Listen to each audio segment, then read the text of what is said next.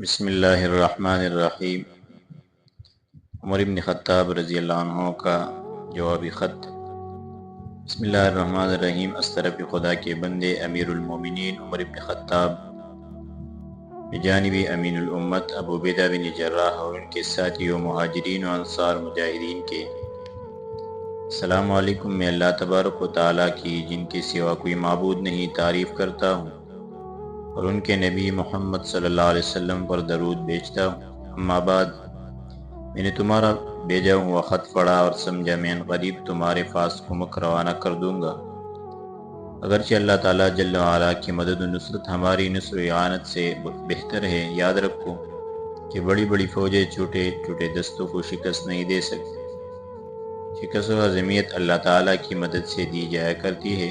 اللہ جل جلالہ ارشاد فرماتے ہیں وَلَن تُغْنِيَ عَنْكُمْ فِئَاتُكُمْ شَيْئًا وَلَوْ كَثُرَتْ وَأَنَّ اللَّهَ مَعَ الْمُؤْمِنِينَ، یعنی تمہاری جماعت اگرچہ بہت بڑی ہو مگر وہ کسی چیز کی طرف سے تمہیں بے پرواہ نہیں کر سکتی، اور اللہ تعالیٰ مومنوں کے ساتھ ہے۔ بسا اوقات باری تعالیٰ جل جلالہ قلیل دستہ کو بڑی بڑی فوجوں کے لیے کافی کر دیتے ہیں۔ اللہ تعالیٰ کے نزدیک نیک لوگوں کا زیادہ مرتبہ ہوتا ہے۔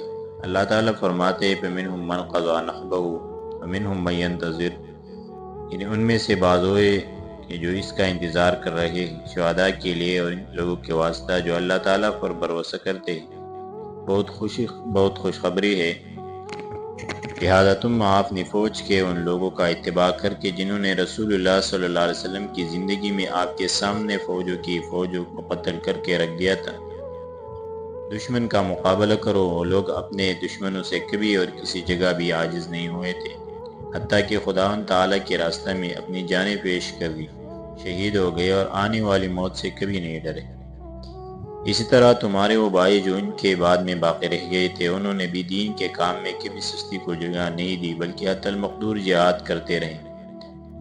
اللہ تبارک و تعالیٰ نے ایک قوم کی اس کی استقلال اور صبر کی وجہ سے تعریف کی ہے، چنانچہ ارشاد ہے وَكَأَيِّن مِّن نَبِيٍّ قَاتَلَ مَعَهُ رِبِّيُّونَ كَثِيرٌ فَمَا وَهَنُوا لِمَا أَصَابَهُمْ فِي سَبِيلِ اللَّهِ وَمَا ضَعُفُوا وَمَا اسْتَكَانُوا وَاللَّهُ يُحِبُّ الصَّابِرِينَ وَمَا كَانَ قَوْلُهُمْ إِلَّا أَن قَالُوا رَبَّنَا اغْفِرْ لَنَا ذُنُوبَنَا وَإِسْرَافَنَا فِي أَمْرِنَا وَثَبِّتْ أَقْدَامَنَا وَانصُرْنَا عَلَى الْقَوْمِ الْكَافِرِينَ۔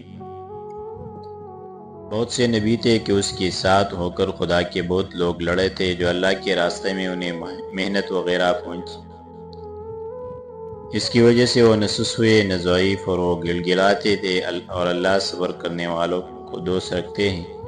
ان کا قول محض یہی تھا کہ ہمارے پروردگار ہمارے گناہوں کو بخش دیجیے اور ہمارے کاموں میں زیادتی کو معاف کر دیجیے اور ہمیں ثابت قدم رکھیے اور قوم کافرین پر ہماری مدد فرمائے۔ جس وقت تمہیں میرا یہ خط ملے تو مسلمانوں کو پڑھ کر سنا دینا، یہ حکم کر دینا کہ اللہ عز و جل کے راستے میں دشمنوں سے دل کھول کر مقابلہ کرے، اور یہ آیت سنا دینا یا ایھا الذین آمنوا اصبروا وصابروا ورابطوا واتقوا اللہ لعلکم تفلحون، اے ایمان والو صبر کرو، مقابلے میں مضبوط رہو اور آپس میں ملے رہو، اور اللہ تبارک و تعالی سے ڈرتے رہو شاید کہ تم مراد کو پہنچ۔ السلام علیکم ورحمۃ اللہ وبرکاتہ۔ پھر اس خط کو ملفوف کر کے آپ نے اسے حضرت عبداللہ ابن قرط کے حوالے کر دیا اور فرمایا ابن قرط، جس وقت تم مسلمانوں کے پاس پہنچ جاؤ، لڑائی کی صفیں مرتب ہو جائے اور سامان جنگ بالکل لیس ہو چکے، تو موحدین کے صفوں میں پہنچ کر ان سرداروں کے پاس جن کے ہاتھ میں نشانات ہو کھڑے ہو کر میرا ہی پیغام پہنچا دینا کہ میں تمہارے پاس ان کا قاصد کھڑا ہوا ہوں۔ عمر بن خطاب نے تمہیں سلام کیا اور کہا کہ یا اہل ایمان، مقابلے کے وقت صدق دل سے مقابلہ کرو، شیروں کی طرح حملہ کرو اور ان کے سروں کو تلواریں مار مار کر قلم کر دو، ان کی حقیقت مچھروں سے بھی کم سمجھو، وہ خود تمہارے مقابلے میں مکیوں جیسے ہو جائیں گے اور انشاءاللہ تعالیٰ تم منصور مظفر ہوگے۔ الا ان حزب اللہ هم الغالبون، یاد رکھو اللہ جل جلالہ کا لشکر غالب ہوتا ہے۔ عبداللہ ابن قرط عنہ کہتے ہیں کہ میں نے عرض کیا حضرت میرے لیے دعا کر دیجیے تاکہ میں خیریت سے اور جلدی پہنچ جاؤں۔ آپ نے کہا باری الہی اس کی مدد کیجیے، سلامت رکھیے، راستہ کی مسافت کو جلدی قطع کرا دیجیے، آپ ہر چیز پر قادر ہیں۔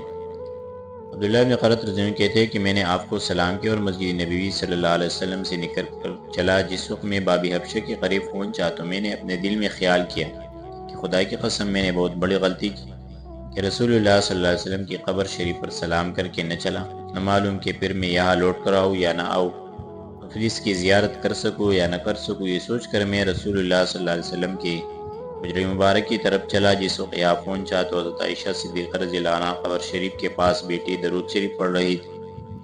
حضرت علی کرم اللہ وجہہ اور حضرت عباس سرحانے بیٹھے ہوئے تھے۔ حضرت امام حسن رضی اللہ عنہ حضرت عباس کی، حضرت امام حسین رضی اللہ عنہ حضرت علی کرم اللہ وجہہ کی گود میں رونق افروز تھے۔ حضرت عباس رضی اللہ عنہ سورہ انعام اور حضرت علی کرم اللہ وجہہ سورہ ہود کی تلاوت فرما رہے تھے۔ میں نے قبر شریف پر درود و سلام بھیجا اور رخصت ہونے لگا۔ حضرت علی کرم اللہ وجہہ نے مجھے آواز دے فرمایا ابن قرط کیا چلنے کا ارادہ کیا؟ میں نے عرض کیا یا ابن عام رسول اللہ، جا تو رہا ہوں مگر مجھے یہ خیال ہے کہ جس وقت میں مسلمانوں کے پاس پہنچوں گا اس وقت دونوں لشکر سب بستہ ہو گئے، آتش حرب مشتعل ہو رہی ہوگی، تلواروں کی ضربوں سے سر کٹ کٹ کر گر رہے ہوں۔ ایسی صورت میں جب میں ان کے پاس پہنچوں گا اور میرے ساتھ مسلمان کوئی مدد یا کمک نہیں دیکھے گا، مجھے ڈر ہے کہ کہیں ان کے دل نہ ٹوٹ جائے، باعث بات میں کس طرح کی لغزش پیدا نہ ہو جائے۔ میں چاہتا ہوں کہ جنگ جاری ہونے سے قبل میں ان کے پاس پہنچ جاؤں تاکہ انہیں واعظ نصیحت اور صبر کی تلقین کر سکوں۔ آپ نے فرمایا تجھے حضرت عمر کی خدمت میں دعا کے لیے کس نے منع کیا ہے؟ تجھے ان سے درخواست کرنی چاہیے تھی۔ میں غلط کیا تو یہ نہیں جانتا کہ ان کی دعا باب اجابت سے کبھی رد نہیں ہوتی، نہ اس کے اور دری مستجاب کے درمیان کبھی پردہ عائل ہوتا ہے۔ رسول اللہ صلی اللہ علیہ وسلم نے ان کے متعلق ارشاد فرمایا ہے لو کان بعدی نبی لکان عمر، اگر میرے بعد کوئی نبی ہوتا تو وہ عمر ہوتا۔ کہ عمر بن خطاب وہ شخص نہیں ہے کہ ان کے حکم نے قرآن حکیم کے حکم کی موافقت کی تھی۔ اس مصطفیٰ صلی اللہ علیہ وسلم نے فرمایا لو نزل من السماء الى الارض عذاب ما نجا من الا ابن الخطاب، اگر آسمان سے زمین پر عذاب اترتا تو اس عذاب سے سوائے ابن الخطاب کے کوئی شخص نہ بچتا۔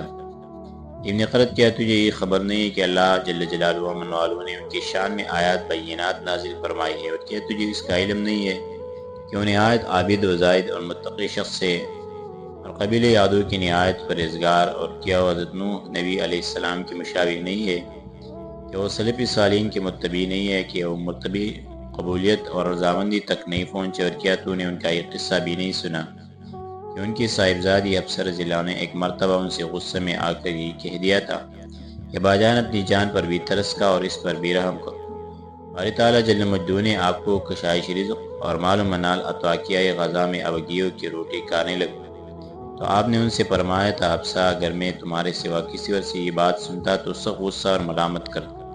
اس کے بعد آپ نے ان سے رسول اللہ صلی اللہ علیہ وسلم اور حضرت ابوبکر صدیق کا عصری تنگی اور فقر و فاقہ بیان کر کے یہ کہا تھا کہ یہ دونوں حضرات میرے ساتھی نہیں ہیں، وہ ایک صاف اور سیدھے راستہ کو تشریف لے گئے ہیں۔ میں بھی چاہتا ہوں کہ ان کے اسی طریقہ کی موافقت کروں اور ان کا وہاں بھی رفیق رہوں۔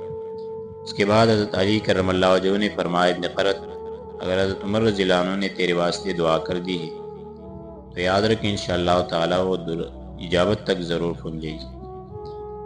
میں نے کہا یا ابن ام رسول اللہ، آپ نے حضرت عمر رضی کے جو فضائل ذکر فرمائے ان سے بخوبی واقف ہوں، مگر میں چاہتا ہوں کہ ان کی دعا کے ساتھ ساتھ آپ اور رسول اللہ صلی اللہ علیہ وسلم کے چچا حضرت عباس رضی بھی شامل، خصوصاً رسول اللہ صلی اللہ علیہ وسلم کی قبر شریف کے پاس جس میں اور بھی زیادہ برکت ہوئی۔ یہ سن کر آپ نے نیز حضرت عباس، حضرت امام حسن، حضرت امام حسین رضی اللہ عنہ اور حضرت عائشہ صدیقہ رضی اللہ عنہ نے ہاتھ اٹھائے۔